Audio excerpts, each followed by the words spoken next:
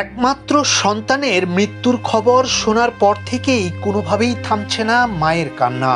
কিছুক্ষণ পর পর ছেলেকে ফেরত চেয়ে চিৎকার করে কাঁদছেন তিনি। মায়ের এমন কান্না দেখে পাড়া প্রতিবেশীরাও চোখে পানি ধরে রাখতে পারছেন না। স্বজন হারানোর বেদনায় শোকে পাথর পুরো পরিবার।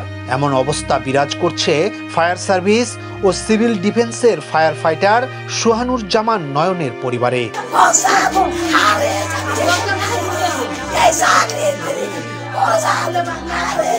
25 ডিসেম্বর গভীর রাতে বাংলাদেশ সচিবালয়ে লাগা আগুন নেভাতে গিয়ে ট্রাকের ধাক্কায় প্রাণ হারিয়েছেন নয়ন। তিনি 61তম ব্যাচে 2022 সালে ফায়ার সার্ভিসে কর্মজীবন শুরু করেন।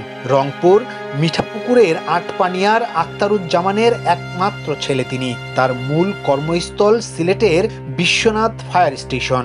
বর্তমানে তেজগাঁও ফায়ার স্টেশনে সংযুক্ত ছিলেন নয়ন।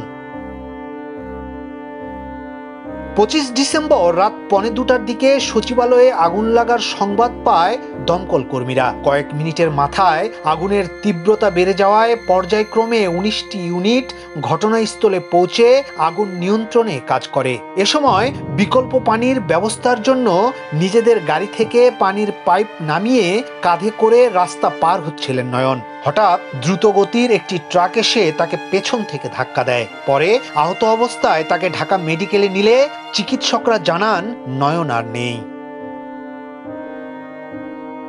এদিকে বৃহস্পতিবার ভোর 3:30টার দিকে ট্রাক নিয়ে পালিয়ে যাওয়ার সময় সেই চালককে আটক করে শিক্ষার্থীরা। পরে তাকে আইন শৃঙ্খলা বাহিনীর সদস্যদের কাছে হস্তান্তর করেন তারা। এ সময় উত্তেজিত মানুষ চালককে মারতে শুরু করলে সেনা সদস্যরা পরিস্থিতি নিয়ন্ত্রণে আনেন। জানা গেছে ফায়ার ফাইটার নয়নের জানাজা ফায়ার সার্ভিস সদর দপ্তরে অনুষ্ঠিত হওয়ার পর গ্রামের বাড়িতে পাঠানো হবে। ইয়াসিন আলী, সোনালী নিউজ, ঢাকা।